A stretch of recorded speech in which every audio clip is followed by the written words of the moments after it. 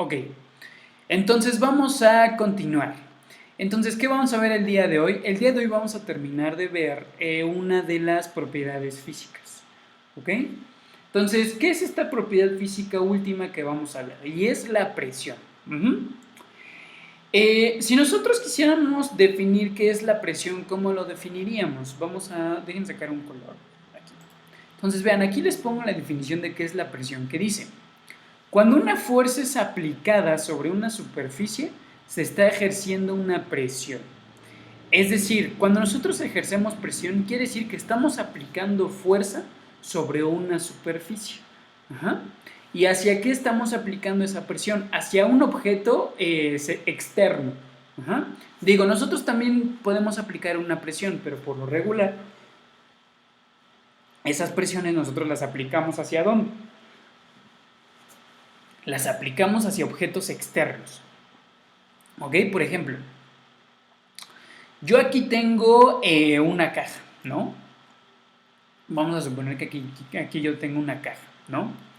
Y que esta caja está sobre una superficie. Esta superficie, supongamos que mide 5 metros cuadrados, ¿ok? Entonces, ¿qué pasa si yo aquí estoy yo, llego y presiono esta caja? Ajá, sí, con la mano. ¿Qué pasa si yo presiono esta caja? Pues yo lo que estoy aplicando a esta caja es cierta fuerza, ¿no? Porque esta presión viene desde una fuerza. Entonces yo estoy aplicando cierta fuerza a esa caja y esa caja está sobre una superficie, entonces a esa medida se le llama presión. ¿Qué es la fuerza aplicada sobre un objeto? Sobre cierta superficie. ¿Ok? ¿Sí? ¿Sí, chicos? O sea, ¿es la fuerza aplicada? Sí, es la fuerza aplicada sobre cierta superficie. Ah, ok. O sea, no solo es la fuerza aplicada, sino que también aplicada a cierta superficie. Correcto, sí, no solamente es la fuerza aplicada, es la fuerza aplicada sobre cierta superficie. Es decir, aquí esta caja está en una superficie ¿de qué?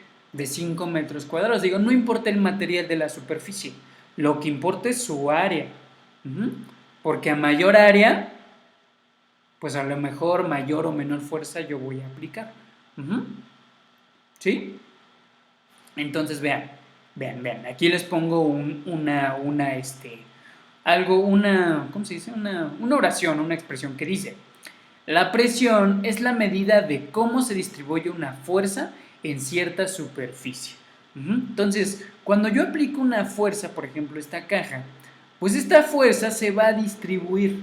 Ajá. ¿Para qué? Para que me permita mover esta caja o me permita cargarla, lo que sea, ¿no? Pero cuando yo aplico esta fuerza se va a distribuir. Se va a distribuir sobre toda la caja. ¿Y por qué se va a distribuir sobre toda la caja?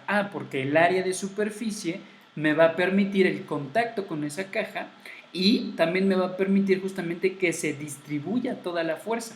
¿Para qué? Para cualquier cosa que yo vaya a hacer con la caja, ya sea moverla, patearla, lo que sea. Pero para ello tengo que ejercer una presión. Es decir, aplicar una fuerza al objeto sobre cierta superficie. ¿Sí, chicos? ¿Chicas? Sí, profesor. Bien. Entonces, ¿cómo medimos la presión? La presión la medimos dividiendo la fuerza entre el área. Donde P mayúscula es presión, la F es fuerza y la A es área. Ahora, de acuerdo al Sistema Internacional de Unidades, ¿cómo se mide la presión? La presión se mide en pascales. La presión se mide en pascales. Pero también hay otras medidas de presión, como por ejemplo las atmósferas, como por ejemplo los milímetros de mercurio, etc. Pero la más conocida en sistema internacional son pascales. ¿Ok? ¿Sí? ¿Sí, chicos? Sí, profe, soy yo y faltan muchos más. ¿Cómo, Mauro? ¿Soy yo o habían antes muchos y ahorita son pocos? ¿En qué? ¿En la clase? Sí, sí he visto que se desconectan. Pero no sé si es que se les vaya internet o se asustan. Será una incógnita para mí. Pero bueno, no nos desviemos del tema. Entonces, vean, de acuerdo al sistema internacional, la presión se mide en pascales. ¿Y qué es un pascal? Un pascal es la división entre un newton sobre metro cuadrado, que justamente es la aplicación de la fuerza sobre cierta superficie. ¿Ok? ¿Sí, chicos? Sí, profesor. Bien, entonces vean, esta es otra propiedad física que pueden tener los materiales, que son, o que es la presión. La presión no nos permite clasificar materiales porque yo puedo aplicar la misma presión a diferentes objetos. Entonces no nos sirve como método de clasificación de materiales, pero sí nos ayuda a qué? Sí nos ayuda a entender la relación de cómo se distribuye la fuerza de un objeto a través de cierta superficie. ¿Ok? ¿Sí, chicos? ¿Chicas? ¿Sí? Bien. Con esta parte terminaríamos lo que es propiedades de los materiales, que en realidad vimos algunas propiedades físicas, que son propiedades cuantitativas como la masa, el volumen. Cualitativas. Sí, primero cuando lo importante aquí eran las cuantitativas, como lo son la masa, el volumen, la densidad y la presión, que son propiedades físicas que las podemos contar. Ajá. Recuerden que las propiedades cualitativas son aquellas que podemos sentir, pero que no podemos medir, que son, por ejemplo, el color, las texturas, los sabores, los olores, que son aquellas propiedades que no podemos distinguir. ¿Ok? Ok, profe, tenía razón sobre la sangre.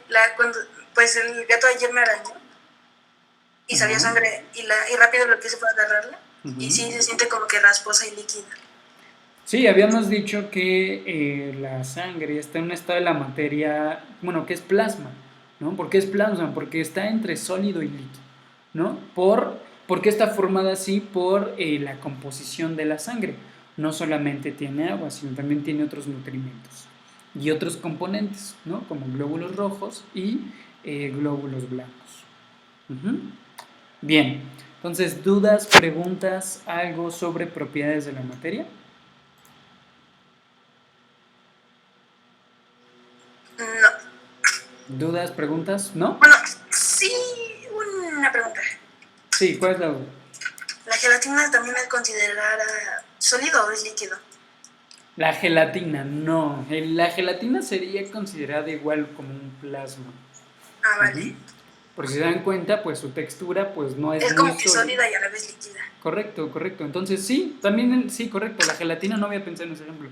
La gelatina también es un ejemplo de estado de la materia plasma. ¿Por qué? Porque ni está sólido ni está líquido, está como intermedio. Me he estado preguntando eso desde hace años. Bueno, entonces pues ya saben la respuesta, ¿no? Ya saben la respuesta. Muy bien. Me han dicho unos que era sólida. Pues es que no sé, yo creo que habría una discusión ahí, porque a lo mejor muchos creen que es sólido, pero pues habrá otras personas que creerán que no es sólido. Entonces, pues no sé, yo creo que sí es un tema de discusión, porque en realidad está entre los dos estados de la materia, ¿no? Que es el plasma, que es sólido y líquido, porque se comporta de las dos formas. Entonces, pero es algo un poco más complejo, un poco más complejo. Habrá una explicación por ahí, sí, pero es un poco compleja. Si quieren, luego la vemos, ¿ok? Explicándoles un poco más sobre la estructura de qué es un plasma, ¿ok? Entonces, pero bueno, ahorita no nos metamos en esos temas. Bien, entonces ya terminamos con la parte de propiedades de los materiales. Entonces vamos a entrar a un nuevo tema, ¿ok? El nuevo tema que vamos a ver se llama calor y temperatura. Vamos a entender qué es el calor, qué es la temperatura y algunas propiedades del calor y la temperatura. ¿Ok? Muy bien. Entonces, vamos a comenzar. Dice, el calor y la temperatura son conceptos totalmente diferentes, pero ligados uno con el otro. De acuerdo a lo que ustedes saben, de acuerdo a lo que ustedes han leído, a sus experiencias del día a día, ¿Qué sería el calor para ustedes y qué sería la temperatura? ¿Qué sería? Para ustedes, ¿cuál sería la diferencia entre calor y temperatura? Porque muchas veces malentendemos esos conceptos o los distorsionamos o los confundimos, ¿no? Entonces díganme, para ustedes, ¿qué sería el calor o qué sería la temperatura? ¿Son iguales? ¿No son iguales? ¿Qué son? Pues la temperatura es que tanto frío hace o qué tanto calor hace. Uh-huh. ¿Y el calor? No, pues no. El calor no, es imposible. Ok, bien. Entonces, ¿alguien más que quiera comentar algo sobre el calor y la temperatura? Mauro y Camilo, pues dijeron, temperatura es como, qué tanto calor sentimos, dijeron. Bueno, creo que sí, ¿no? Bueno, no pasa nada. Entonces, no sé si alguien más quiere comentar algo sobre el calor y la temperatura antes de dar como definiciones, explicar qué es el calor y qué es la temperatura. ¿No? Bueno, entonces vamos a ir leyendo. ¿Qué es el calor? ¿Alguien quiere leer la definición de qué es calor? Y está aquí abajito. Sí, adelante. Calor es la cantidad de energía que se almacena en un cuerpo y su unidad de medida es caloría. Sí, hasta ahí, gracias. Hasta ahí, Rodrigo, hasta ahí. Muchas gracias. Correcto. ¿Qué es el calor? Bueno, el calor es la cantidad de energía que se almacena en un cuerpo. Uh-huh. Es decir, nosotros tendremos cierta cantidad de ¿qué? De energía almacenada. Pero cuando vimos el tema de energía en movimiento, vimos que la energía puede ¿cómo decirlo? Puede expresarse de diferentes maneras, ¿no? Si yo tengo energía, puedo generar un movimiento, pero también si tengo energía, puedo generar calor. ¿Por qué? Porque es un almacenamiento, el calor es un almacenamiento de energía. ¿Y de dónde viene esa energía? Pues justamente de algo que produzca el aumento de ¿qué? De ese calor, ¿no? Entonces, cuando nosotros definimos calor, es la cantidad de energía que se almacena en un cuerpo. Uh-huh. Pero no se vayan a confundir. Calor, energía cinética y energía potencial son diferentes. ¿Por qué? Porque la energía cinética y la energía potencial también son energías, ¿no? Así igual que el calor. Pero ¿cuál es su diferencia? Que la energía cinética y potencial generan una energía mecánica, es decir, un movimiento. Y el calor, ¿creen que pueda producir un movimiento? Porque pues, es el almacenamiento de energía. ¿Pero creen que también puede generar un movimiento? Pues a lo mejor y sí, ¿no? Más adelante a lo mejor respondemos a esa pregunta, ¿no? Entonces vean, el calor, ¿cómo lo vamos a medir? Bueno, sabemos que es una energía, una energía almacenada en un cuerpo. ¿Cuál es su unidad de medida? Su unidad de medida es la caloría. Y aquí viene algo interesante. ¿Cómo ustedes adquieren calorías?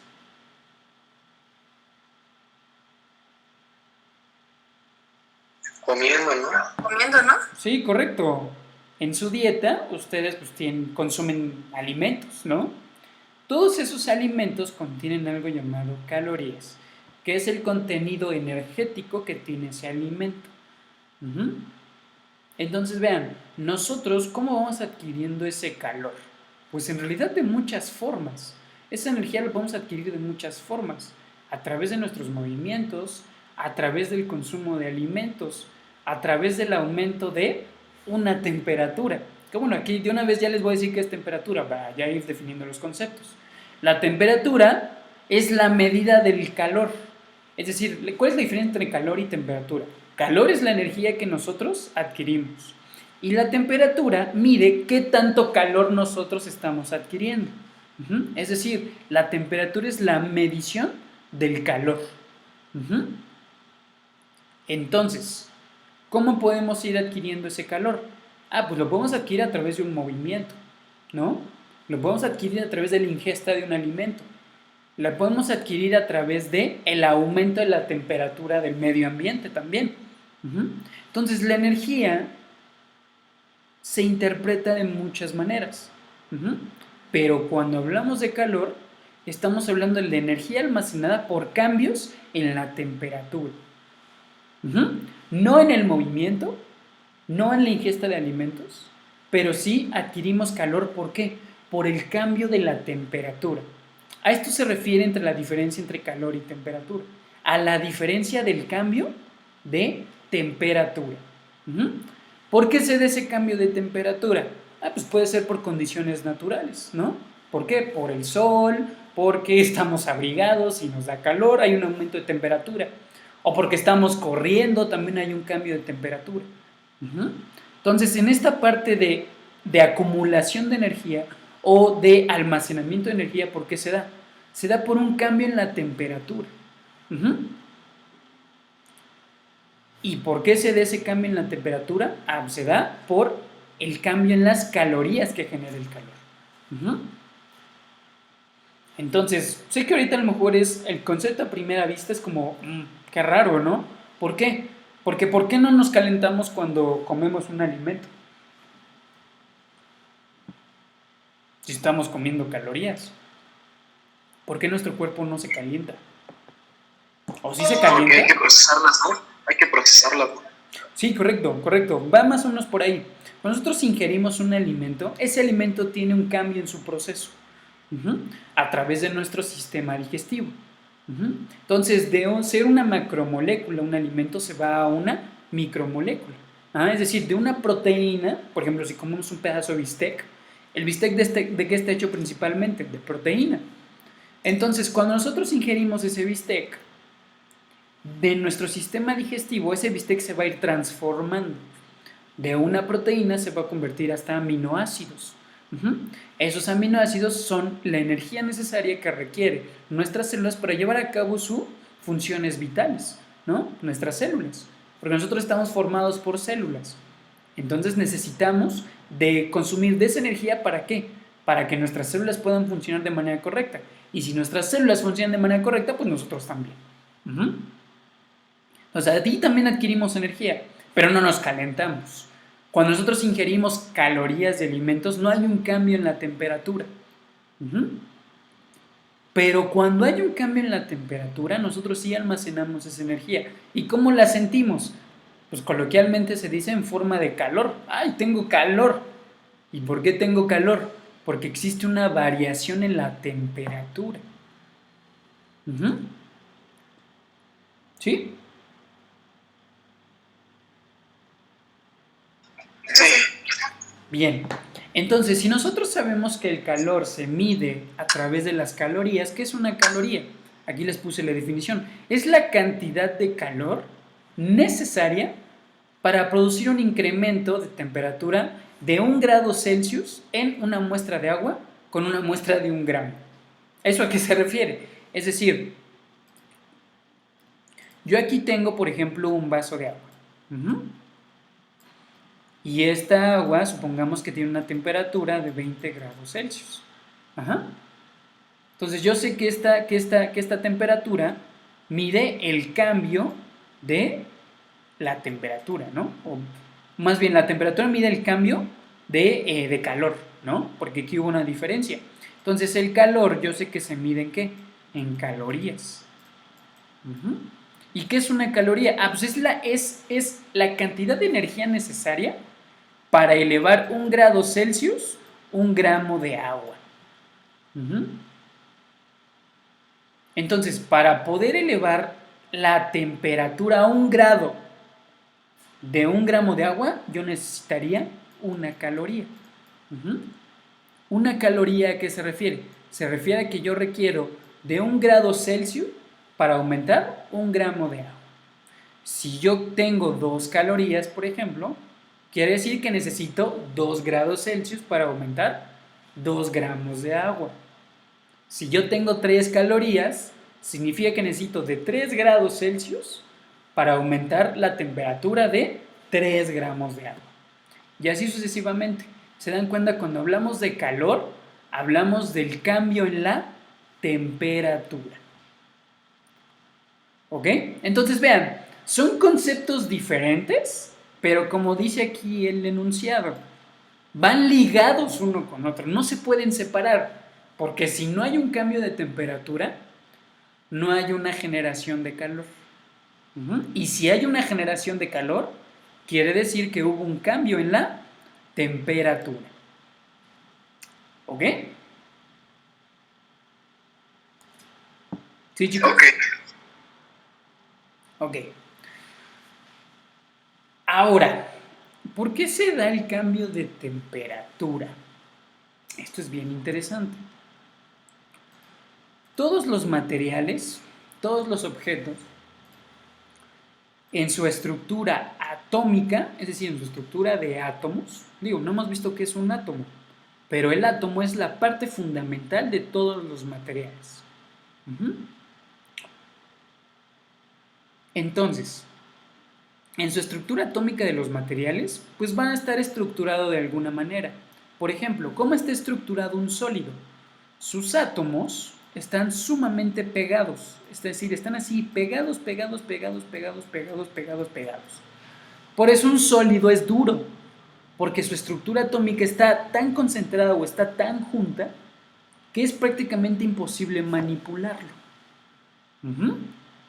Eso en el caso de un sólido. Ahora, en el caso de un líquido, su estructura atómica está un poco más distribuida.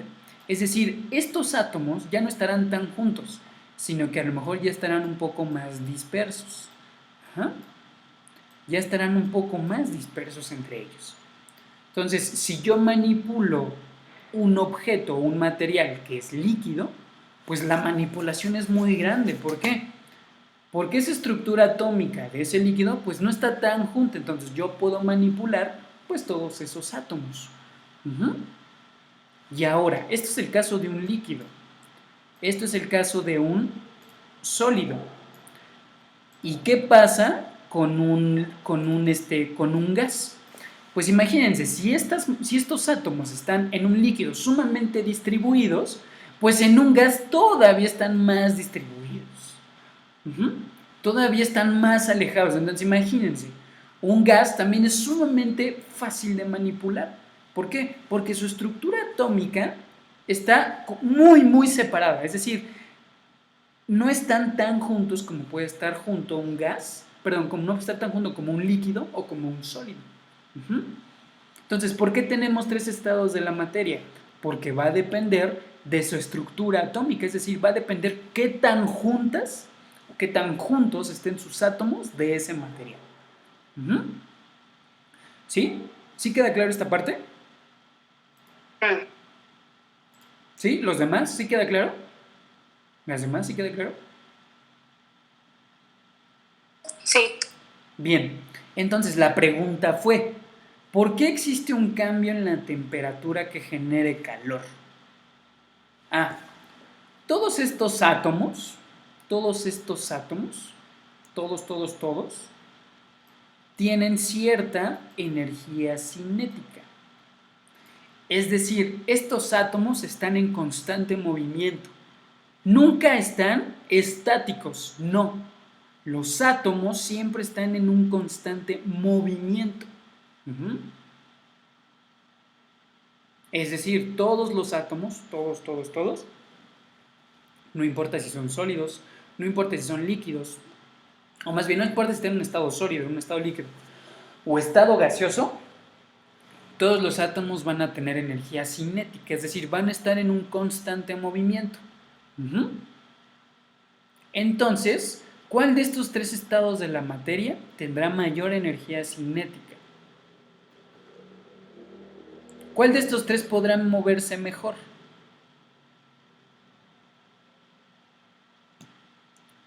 Pues el gas, ¿no?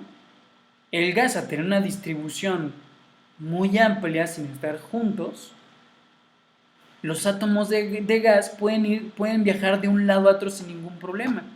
Entonces el movimiento que tienen esos átomos es sumamente grande. Por eso la energía cinética de un gas es sumamente grande. ¿Por qué? Porque sus átomos están en un movimiento muy amplio. Ujú. ¿Quién tendría una energía cinética menor? Ah, pues un sólido. Porque vean, díganme si aquí estos átomos color azul tienen movimiento. Pueden moverse libremente. Pues no, en realidad no. Sí tienen cierta energía cinética, pero su movimiento es mínimo. Mínimo, mínimo, mínimo. Ujú. Entonces, paren hojita y ojito cuadrado. Entonces, para que exista un cambio de temperatura, la energía cinética de los átomos también debe aumentar. ¿Por qué? Si yo caliento cualquiera de estas sustancias, imagínense que las voy a calentar, ¿qué va a suceder? Los átomos van a aumentar su energía cinética. ¿Por qué? Porque están empezando a almacenar energía. Y ese almacenamiento de energía, recuerden que se transforma ¿en qué? En energía cinética. Uh-huh. Entonces, ¿qué va a suceder? Y si quieren les prendo mi cámara para más o menos darles el ejemplo. ¿Y qué va a suceder? Vean, ¿dónde están? Acá están. Les voy a prender mi cámara. Y vean, ¿qué es lo que sucede? Ustedes tienen aquí, supongamos que este es un átomo y este es un átomo. Si están en forma sólida, estos átomos van a estar así, sumamente pegados, pero tienen una energía cinética, es decir, tienen un movimiento. Es decir, están así, pero es un movimiento muy leve. Uh-huh. Eso en lo sólido. En lo líquido, estos dos átomos estarán un poco más separados. Y vean, tienen más movimiento, ¿no? Porque estos también tienen energía cinética en un estado líquido. Pero si están en un estado gaseoso, estos van a estar todavía más alejados. Uh-huh. Entonces, vean, digan, tienen todavía más posibilidad de moverse, ¿no? Entonces, vean, regresemos al sólido. Este es el sólido y tienen su energía cinética. Pero, ¿qué pasa si aquí abajo yo estoy calentando? Yo estoy aumentando la temperatura. Esto supongamos que está a 25 grados Celsius. Uh-huh. Y yo aumento la temperatura a 40, por ejemplo. Entonces, esta energía cinética va a ser cada vez mayor, mayor, mayor, mayor, mayor, mayor, mayor, mayor, mayor, mayor. ¿Y qué va a suceder? Los enlaces que van a enlazar estos átomos se van a ir rompiendo. Entonces, por eso, por ejemplo, de un estado sólido, yo puedo llevarlo a un estado líquido. ¿Por qué? Porque esa energía cinética va a permitir que esos átomos se vayan separando.